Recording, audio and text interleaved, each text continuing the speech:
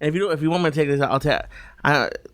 It's crazy that we're talking about this because I've been thinking about something, and I need to be careful about how I say it because I don't want anyone to think that I'm ungrateful because you doing this and meeting you has changed my life. But you said something about a year ago on the podcast that I've been thinking about. You said just offhand. You said like in a year or two you won't be able to do the podcast. You're gonna have to, if you want to do comedy, you're gonna have to go out on the road. And like the New York trip and San Francisco really opened my eyes to show me what was available. And the thing that has been going through my brain the last couple weeks is, am I content? Like, cause I'm nowhere near ready to. I'm not gonna make a living being a comic. If I was gonna be on the road, I'd be driving Lyft and doing Postmates and renting a room for a couple months in a different city. But just you saying that a year ago, I've been thinking about it. I'm like, is it now? Am I? Because I am very content in what I do. I do like this. I like getting to meet people, getting to do this, and doing spots around LA. But when is the right time? When do I go into the like Tiger's Den? Like it's kind of a. This is all a decision you have to make. This is all. Nobody could tell you. Nobody could tell you anything. One morning you wake up, your 2 feet hit the ground, you go pee, and you say, I'm going for this, and I'm not looking back. You know, in 1995, I was forced to do something I never dreamt of doing. I never, ever, ever, ever in my life dreamt of it. I thought I would live in Boulder. Boulder in 1995 was a different community. It was a little smaller. There was no traffic. And in my world, I could have saw myself dying there. Like I really could have saw myself dying there. But there was a problem. The problem with Boulder, I didn't have a college degree. So my jobs were limited. I had the sports betting service that I worked for, and they gave me a job, and which gave me the opportunity, between us sitting here as family, gave me the opportunity. There were guys there making $200,000 a year and taking the summer off. In like early 90s? Early 90s, there were guys making $200,000 in that office and quitting on April 15th. And having May, June, July off and coming back August 15th. Fuck. It's not bad. Making $200,000 a year. I could see myself do that. I just couldn't see myself making $200,000 a year. Really? Yeah, like my thinking was shot. You know, like I was a felon. I had all these strikes against me. You know, my parents. I had all this stinking thinking. I had all this shit. This mental baggage that I was carrying that would never thought that I would be one of the top salesmen in there. But to get back to what we were talking about, I knew in Boulder, I really wanted to do comedy. I had failed at everything else, or not even failed at everything else. There was nothing else I really wanted to do. It took me a month to make my decision that I had to leave Boulder because I was going to end up in jail. I was going to do something stupid. They were going to force my hand, and I knew it. I know me. And then life throws signs at you. You know, I'm writing that book right now, and it's like the Sacred Heart School for Boys I went to was an orphanage. The fucking street we moved on, Given Terrace, before it was Given Terrace, it was Given Orphanage, and it fucking burnt down. We lived close to a cemetery, you know. The girl telling me her mother died in the 8th grade. All these things were a sign to me that I was going to lose somebody very special to me. I was always around death, you know. And I didn't see the signs because I was a youngster and I didn't like thinking about death, you know. But in life gives you signs. The first fucking sign I had was April of 95 when it was, I got thrown out of the fucking Comedy Works. I got banned. And then maybe, a month before, after that, maybe like March was when I smacked John in the face. And I saw my little girl crying in the car. And I got in the car and it made me feel good about who I was. But I saw what I didn't want for my daughter, at that time. I didn't want her to grow up like me in anger and fighting with parents. I didn't want that. So that was the first sign. The second sign was getting thrown out of the Comedy Works. And then the third sign was I met a girl. I went on the road and I met a girl, and she was going to Seattle. And there was something about me that I always wanted to go to Seattle and do comedy. I don't know what it was. When I asked her where she was moving, I wanted her to say Seattle. And she said Seattle, and I almost shit my pants. Number three, there were three signs, and then I went into the reality of it. The reality was I was a fucking loser, and comedy was the only thing I could do. And if I stayed there, nothing good was going to happen. Yeah, I might have ended up a local comic, and maybe I would have opened up for the Denver Nuggets, and maybe there could have been a lot of options, but I didn't see any of them. I saw no future trying to do what I loved and being at war with somebody at the same time. Right. I got in my fucking car, and it was the hardest drive of my life. I was leaving a place that I lived there for 13 years. It was a huge part of my childhood. I had grown up there. I had gone to prison there. I had gotten married there. There was so much of an emotional attachment to me being there. But at the same time, I really wanted to pursue this. I didn't want to pursue stardom. I didn't want to pursue Hollywood. I just wanted to let me know that I could stick with something and that I could be a productive member of society. What's a productive member of society? A guy that makes $40,000 a year, pays taxes, and doesn't get in trouble. That's all I wanted. And I thought that comedy could get me out of trouble. It pulled me out of Boulder. When I sit here across from you and I tell you that I've been out of Boulder for 24 years and that I cannot ever believe I found the strength to leave Boulder. I could use New Jersey as a comparison in 1983, but who am I kidding? I was forced to leave. I forced myself to leave. Boulder was where you are right now. When you called me from New York, what did I say to you? You're having a good time? And I go, you're seeing how normal people live. Right. You're seeing how you should be living. Don't worry about the money. It all happens. It'll come to you there. This is how you should be living. You shouldn't be talking to Joe Diaz or Steve Simone or these guys because there's nothing they could do for you but ruin you. You have to talk to people who are your age and going through what you're going through. When you're at these fucking places, Burt's and these places, you're talking to people who are trying to be movie stars. Right. They're not trying to be down and dirty comedians. They don't want to learn the mechanics of comedy. They're trying to cut through. And I'm not saying all those people. No, there's I'm definitely saying people here. 40% of those people are trying to cut through to the fast track to get to a place. I came from a place where nobody spoke about that. All we focused on was on stand-up comedy. Right. So, yeah, I expect you any day to go, I've been thinking about it. I want to be a stand-up comic. I need to go to New York or I need to go to San Francisco and bang it out with kids my age. The natural evolution is I'm married. I have a family. I've been here 22 years. I have the Comedy Store. I'm already established as a comic. You're trying to do the same thing. This is a place that you can get established here. We've had 15 guests who have done comedy in LA and established here. I think for you it would be better to go to New York. New You're York, closer to your mother. New York would be tough just because how expensive it is. But everybody says expensive. Listen, every place is expensive. Right. Especially when you're doing comedy. But $3,000 could be a lot.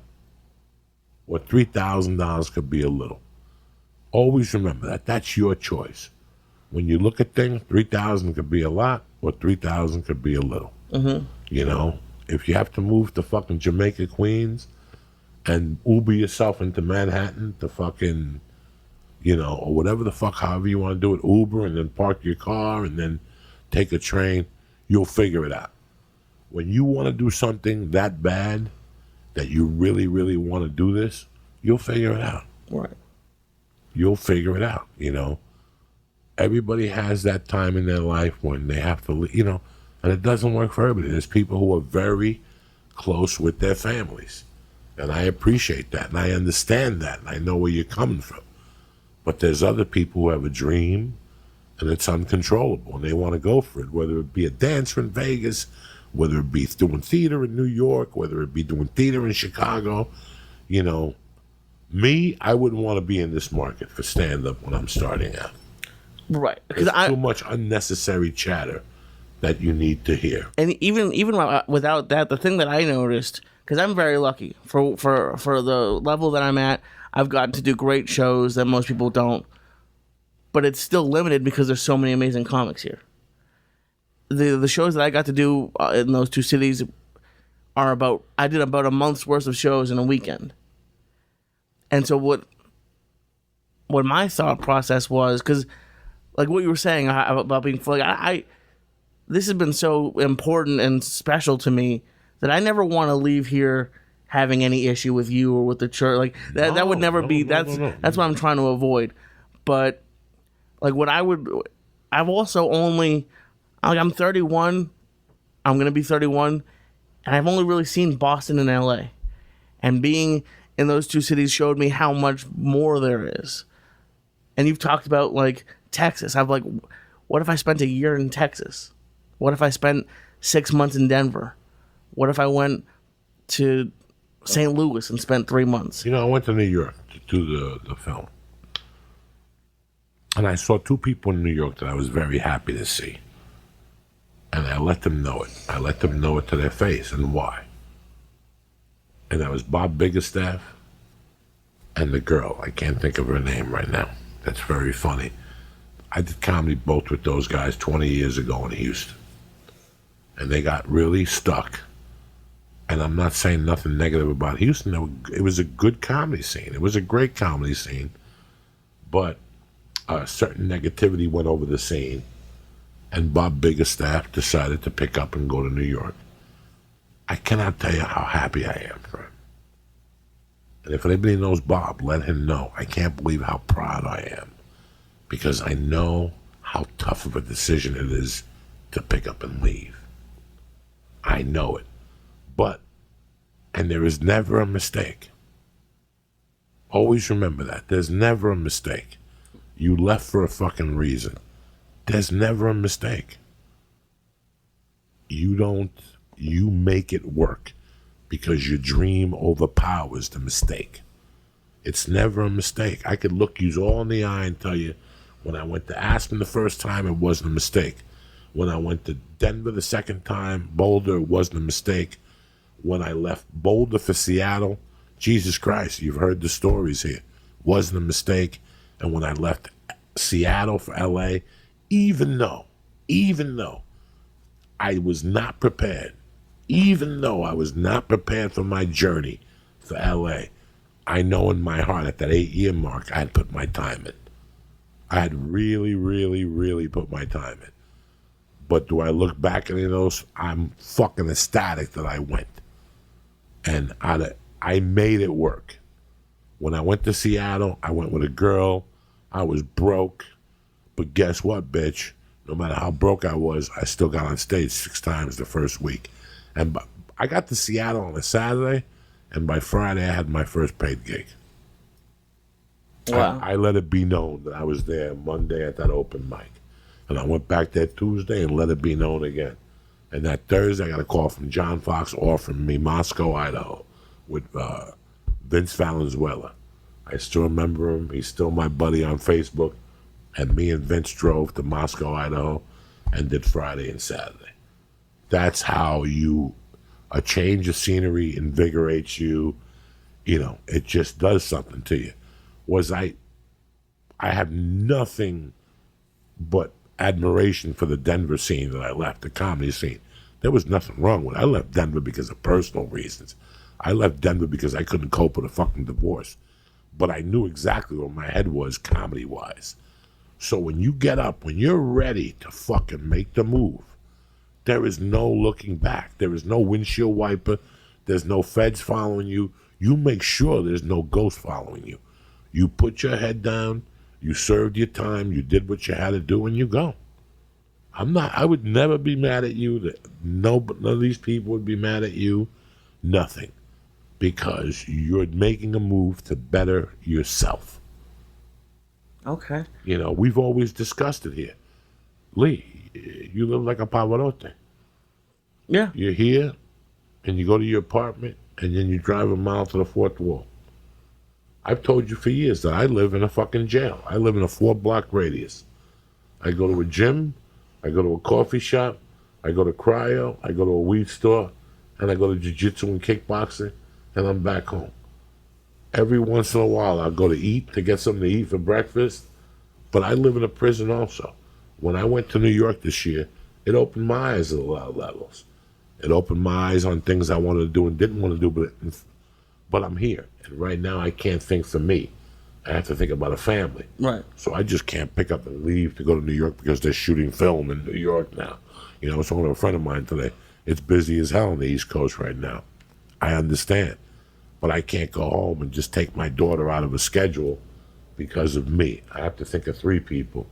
You're single, you're 30, and you got the world by the balls. It's time to look down and venture. Or stay here and make the best of your time.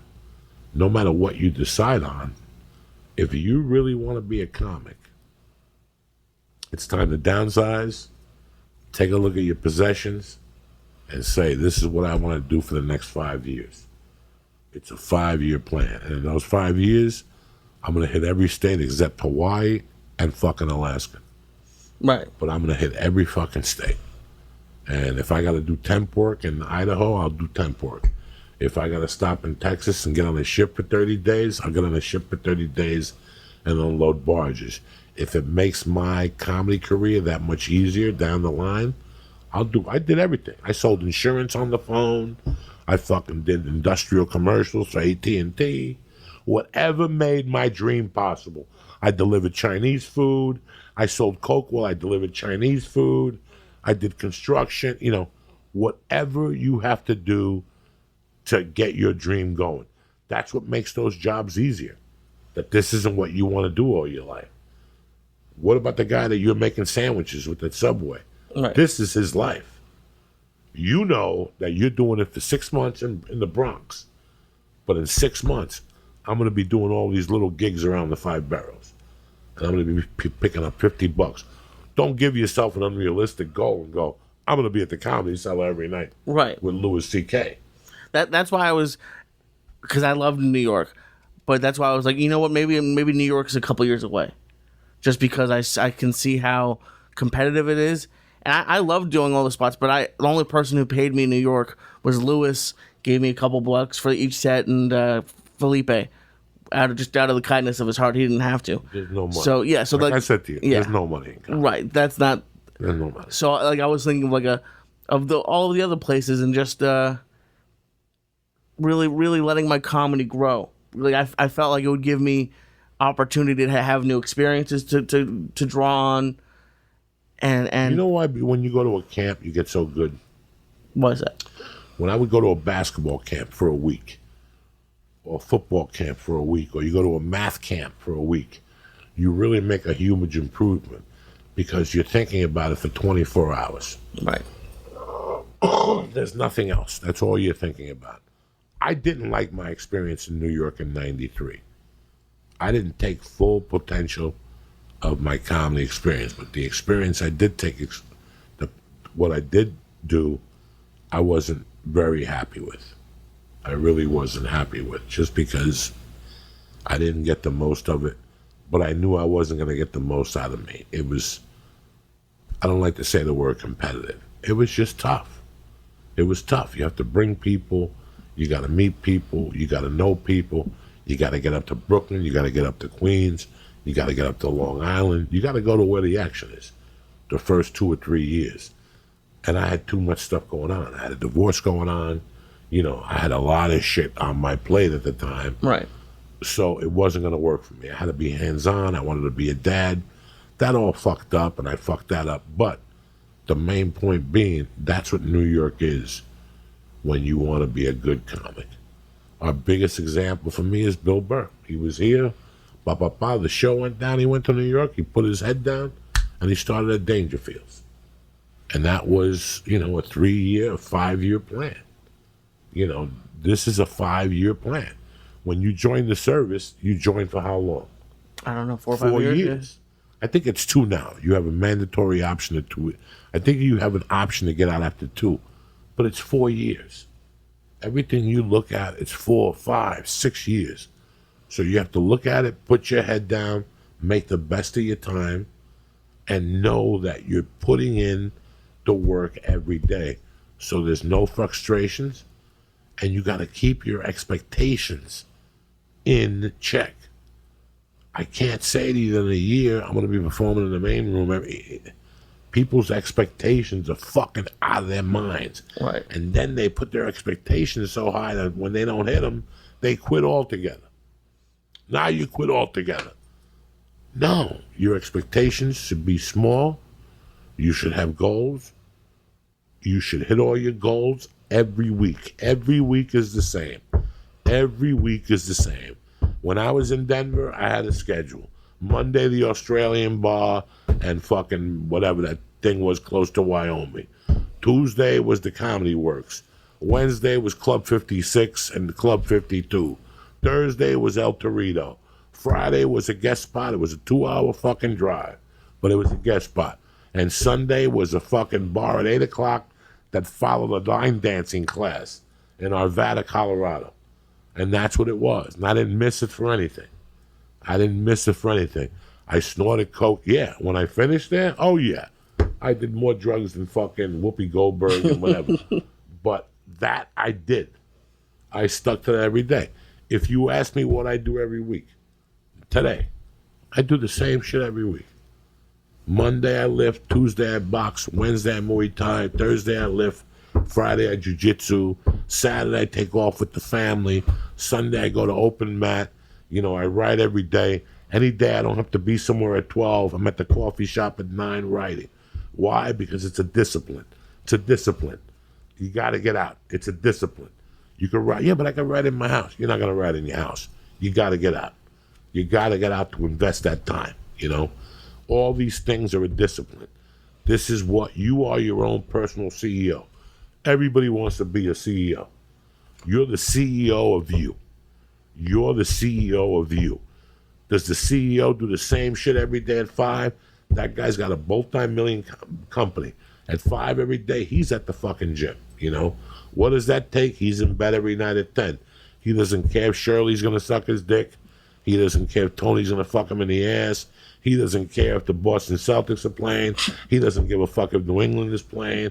He doesn't give a fuck if it's his wife's mother's birthday. He's in bed at 10. And nothing changes. Nothing changes. It's the same shit until you get to that destination. Then once you get to that destination, you rewrite it. Okay, I don't need to do this anymore, but I still need to do that. It's a constant evaluation. And that's why expectations should be attainable, just like goals. And if you do the work, you'll attain them, and you won't get fucking frustrated. And that's the formula for the fucking week this week. What the fuck are you giggling about? Nobody... Why did you like him? What did he do? He did an error. I knew a second ago, but now it's... keep going from where you told it, because then... Okay. You know that little forehead you got?